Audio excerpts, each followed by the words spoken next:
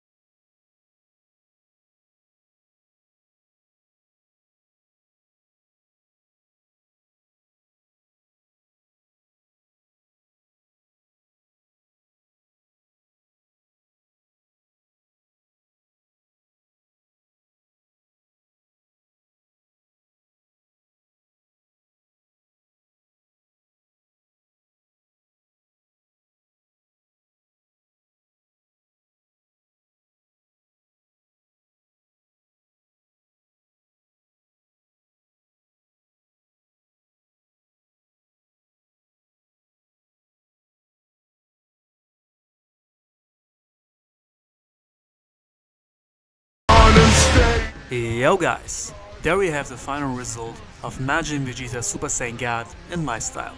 I have to say I'm very happy with this piece. It turned out great, especially the aura. I know I drew him way more muscular and bigger as usual, especially in this form, but that's my style. And if we compare the drawing of Pro Lapis 21 with mine, we can see a huge difference. Not in terms of better or worse, it's just a completely different style.